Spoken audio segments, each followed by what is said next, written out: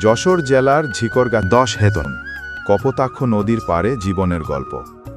আজকে এসেছি ঐতিহাসিক কপোতাক্ষ নদীর তীরে। দেখুন এই বৃদ্ধ কাকার জীবন গল্প।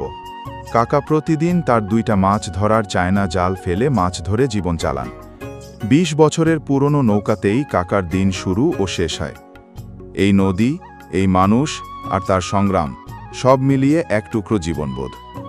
আপনাদের যদি সময় থাকে একবার এসে এই নদী দেখে যাবেন অবশ্যই, এবং নৌকায় উঠতে ভুলবেন না। কাকা প্রতিদিন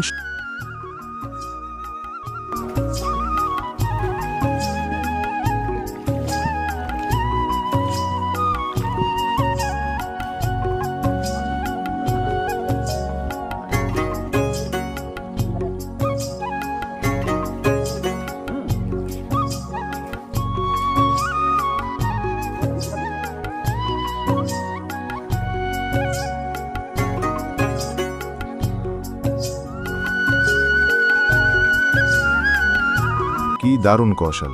জালটা এমনভাবে বসিয়েছে একবার মাছ ঢুকলে আর বের হওয়ার উপায় নেই। কাকা বলছে এই জালে নাকি বড় বড় মাছও ধরা পড়ে, আর প্রতিদিন গড়ে 500 টাকার মতো মাছ বিক্রি হয়। দেখে সত্যিই ভালো লাগছে কতটা অভিজ্ঞতা আর মেহনতে।